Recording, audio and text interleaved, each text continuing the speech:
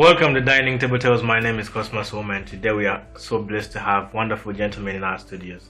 We are blessed of new beginnings and real lifestyle. We do it through having real life talks and sharing good ideas about life and helping you do better in your lifestyle. I want to give a whole shout out to my friends studio and i3c for sponsoring this video and making it happen. And if you're thinking domain, think i3c.co.ug. With that said, please introduce yourselves. My name is Katongole Crispian. I'm glad to be here. I'm Emmanuel Vidigo. It's a great honor to be on the dining. How would you describe yourself in 3 words?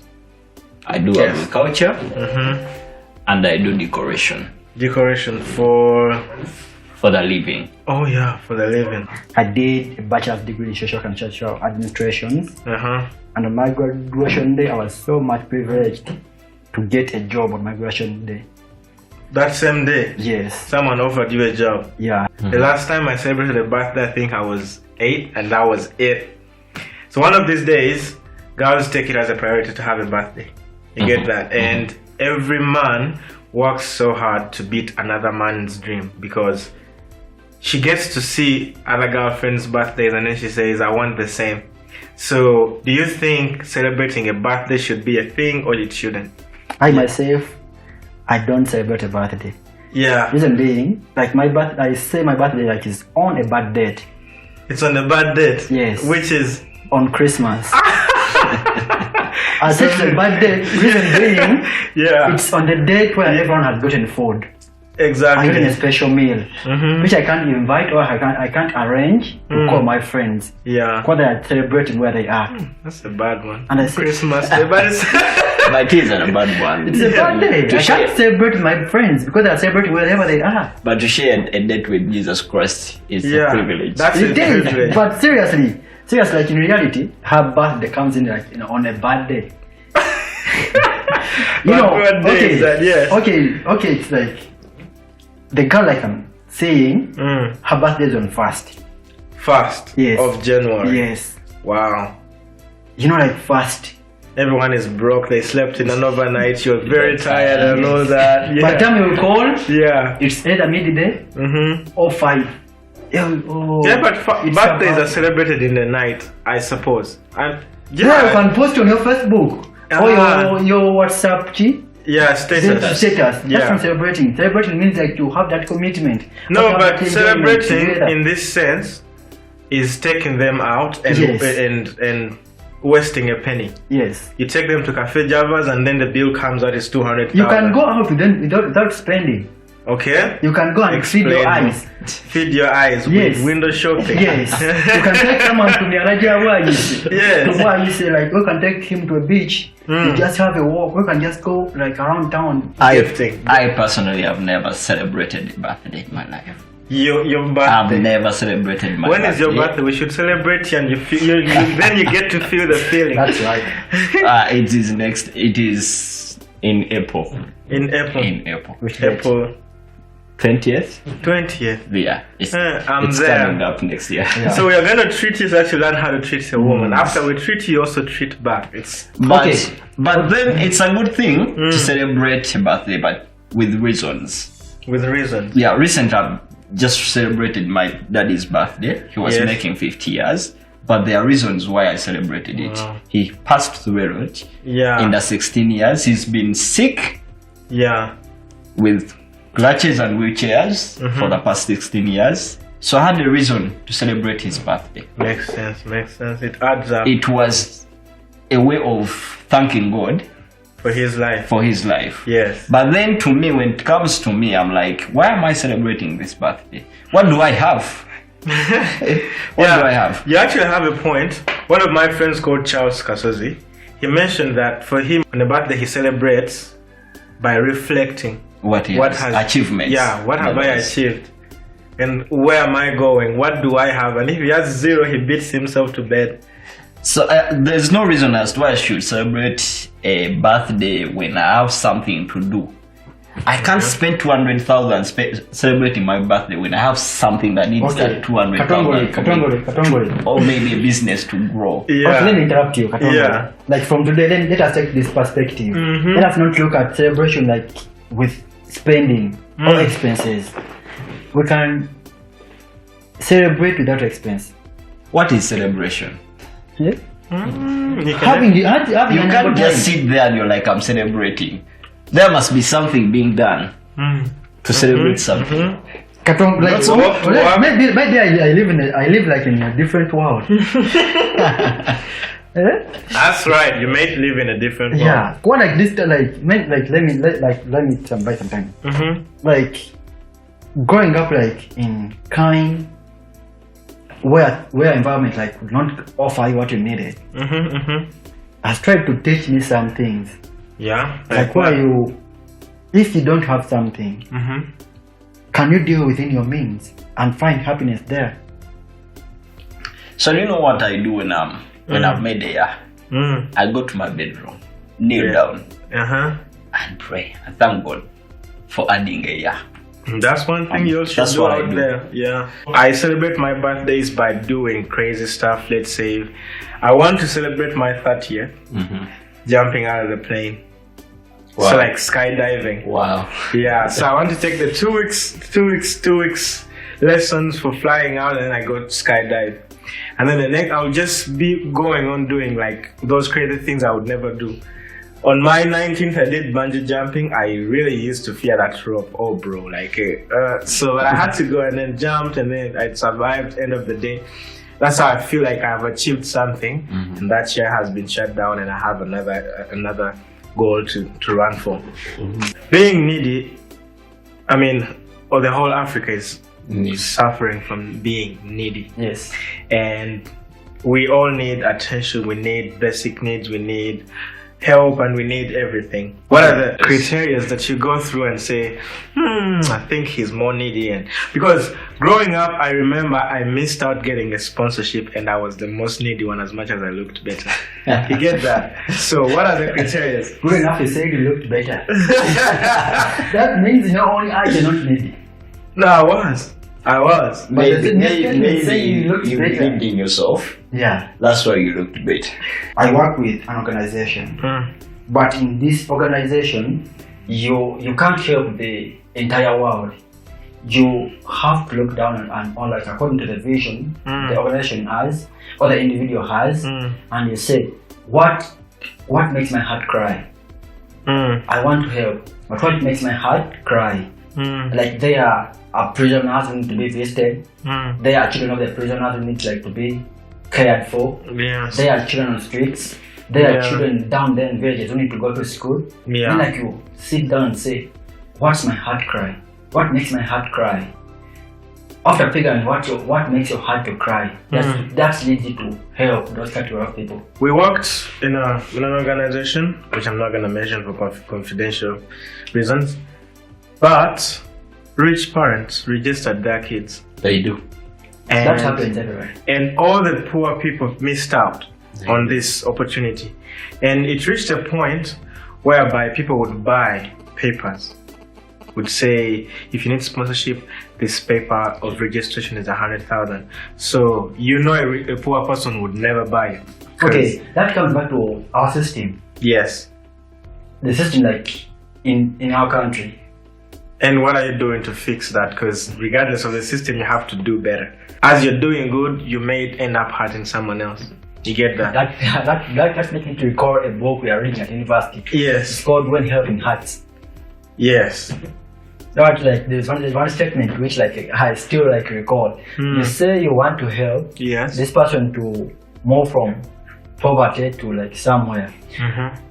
Like this person like may have his nut like this. Yes. We are going to tell him put it down. You put it down for in kind of your help. Yeah. It's hurting. You're causing hurt to that person. For you are in the name of you're helping that person. Yeah. I'm still integrating that thing till now. I left university now 2 years, but I'm still like trying to understand what the writer of that book like tries to mean. Well, what is trying to mean, I suppose it's basically like if there is a lame person that is being pushed on the roadside and they get simple money every day. They get simple money, and every time they push them, it's a job, but the money they get is painful. But this lame person in the chair needs to walk, or to walk once in life. And then you come as a pastor and pray for the guy to walk. When you pray for him to walk, he's going to be excited. No one is going to give him more money. Yeah. More free money. And this guy that was dragging him gets to lose his job. You get that? So keeping on walking will make him go into another venture of not begging but walking now. And that is hurting him. At the end of the day, he would want to reverse things, but he's like, okay, let me keep walking, or maybe I'd rather be lame, or let me pretend to be lame again so that I can just get this money. You get that? Something like that. Because for me, all I know, I like Christians very much. I love born again Christians. They're vibrant. They are happy. But at the end of the day, they always go to back home to their churches and they say, we saved 150 lame people, rose their chairs and they threw them in the space. Problem is they never do follow up. Yeah. I have seen a lame person that went back to being lame and they took their chair. You see that? They rescued the guy from being lame, prayed for him, and he was okay. Then he started walking, so they took his chair. I don't know whether he was just excited. 3 days after that, he started going back and the chair was taken. So what do you think he would do after Christianity? You say it was a joke, I hate this. You get what I'm talking about? Working with organization. This organization, they work with dollar. They are dollar coded. Everything they do is funded. If they fund you to go to Chisenyi, it may happen to be a one-time thing. Yes. Once you go and you come back, you write a report, it's done. And that is it. Yes, but how can you do better? That's the question. How can you do better? Because the truth is, they can give you a gun to go shoot that person, but you can choose not to shoot that person, regardless whether if you're a sniper or a killer. You get that? All the decisions, people do things to us, people ask us to do things for them, but at the end of the day, you want to be welcomed in heaven and they say, well done, wonderful, faithful servant. Like you, Emma, personally. Not for you to go there and say, I was actually working for Steven, man. Whatever I did was just for Steven. So for you, for your sake, regardless of dollar account, dollar funded, blah, blah, blah, what do you do? I think the challenge comes in the employees and the employers are not in touch. They're not communicating. Okay. So if I have my boss and my boss sends me there, so I think I need to come back and sit with him, discuss with him. Yes, we've done this and this, but again, we need to do this and this. Exactly. But when you come back and keep quiet just because you did the work they sent you for, I think there won't be any impact. We just need to sit with our bosses, and our bosses need to understand their employees. Poverty is the thing among young people, and Uganda average of young people has the biggest number of young people. It covers like 85% between the ages of 18 to 35, and most of those do not have jobs. Most of those have graduated and their first bachelor's degree doesn't even count.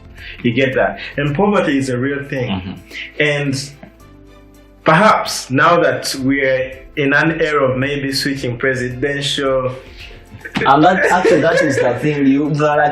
Youth are striking, so they are talking a lot. Exactly. But they don't sit and analyze why the things are happening. All those youth that are striking, they are desperate.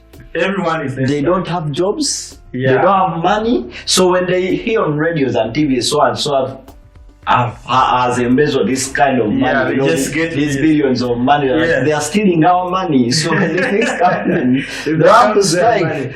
Because they don't have money. If like when you have a job, sincerely speaking, you have a job, why would you go for a strike? But then I realized when I analyzed what moves on was everyone eats. Everyone needs food. They need food to live. When you go to the market, there is food. Why should I sit in town right now? I have to rush to the village and start up something. So I went to the village. I started digging. I didn't have money, like I would employ other people to work in my gardens. But I started digging. But then, when I was in town, I was buying food. for my family because I was living with my dad. So I was buying food every time, So food was expensive, but we had land in the village. Yes. I was like, why should... I went to the village and so you just woke up one morning and just took a taxi? Yeah, I took a taxi and went to the village. I slept in my judge's house for some time as I was digging. So afterwards, right now, I can't buy matoke, I can't buy cassava, I can't buy beans, I can't buy eggplants, those things that are supposed to come from the garden. So I can no longer spend money buying food. So no money for groceries. You understand? What I buy is cooking oil. Yeah. Spices, salt. Maybe when I need some meat. Mm-hmm. You understand? You kill a cow. You may be actually raising chickens. No. Yeah, I do. But then we have to be as in to think what can help us. Okay. What can help us? You don't wait for someone to give you a job. Look at something that can help you. When we're doing entrepreneurship, they used to tell us an entrepreneur uses what he has. What is there. Yes. Like in art, when you're doing art, what you see is what you use. Exactly. You get. So very many youths there are just waiting for their jobs. But then you can start in something for yourself. Well, I mean, many times the graduates, they say, how can I waste my 4 years, 3 years at university and come out with a big pay 200,000? That keeps them jobless. I think the pressure even comes from the parents. The pressure comes from the parents. The parent has put in millions of money for you to be in university, sincerely speaking. You understand how much is a semester? Yeah. It's in millions. But then you get out of school and you get a job of 300,000. So what are you going to do for your parents? You're like, let me go out. It's better than zero. Yes, let me go out, get $1 million plus. The other thing why they go out there, they get their $1 million, they are not spending on it, they are not paying rent, they are not... If you were given a chance to go to UAE, would you? Of course I can't because I have what to do. Can you miss out on $1 million? I can't because I have what to do. But if you tell me, can you recommend someone to go? Yes. If they don't have what to do. No, because they will end up stealing. Can you recommend someone who is earning 200,000 to go to UAE? It depends. So you still have a negative charge about UAE. I have it, but it depends. Yes. Not everyone goes through that hard life. Yeah, I'm pretty sure it's not hard. Because I have a friend of mine. Yeah. Is out there. And he's living the dream. You understand? He's doing well. Last time he came back, he bought his piece of land. He went back. Actually, in the sense of poverty, people can have perceptions. Because someone can tell you, according to that poverty, they say, you should never go to UAE. They beat us to do this, only for you to be comfortable with them in that shell of poverty. But sometimes going to UAE, if it's one that's going to save you, this is your life. At times I hear the government, like, what, we don't want those guys to go there. But what have you done for them? Do you have jobs for them? You don't have. No, if they never wanted people to go there, they would have put jobs for them. Shut down the companies that take them. You understand? But the companies are rising day by day. This is the last part of the show where every one of us gets to pour out.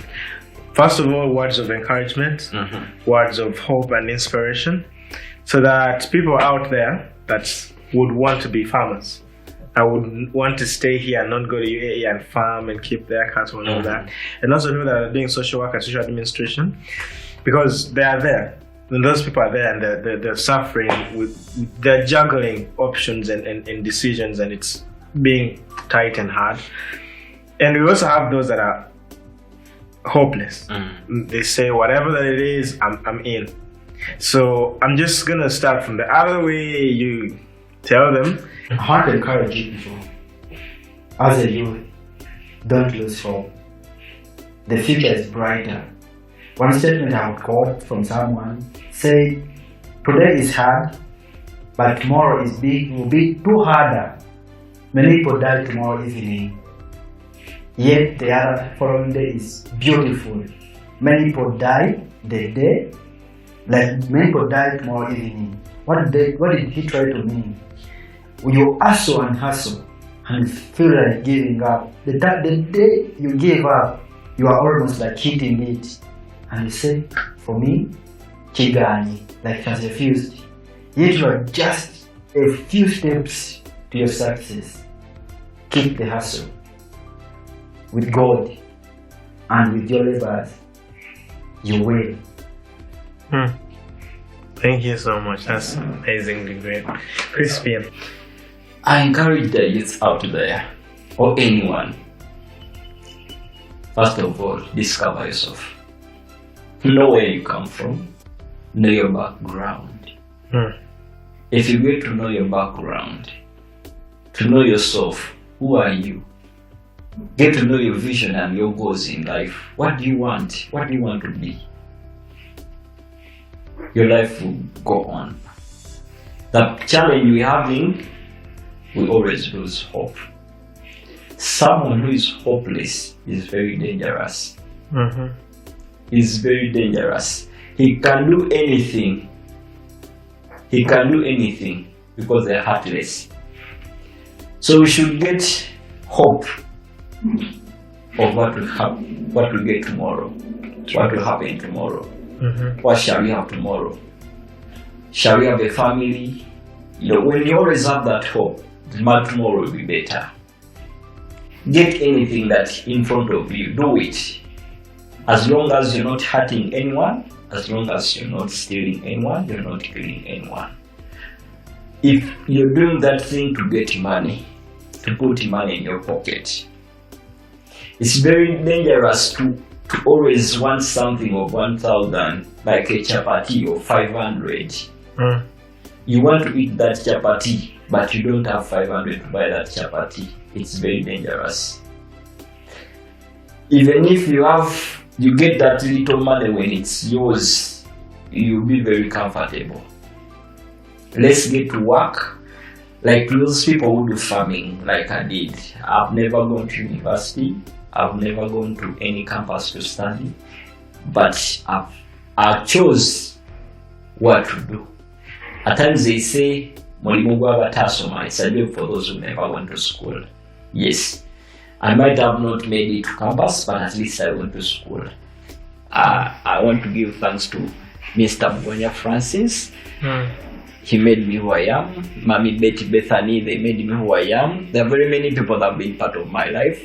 Sunday Mubiru. He likes me so much. He's there for me. He's been there for me.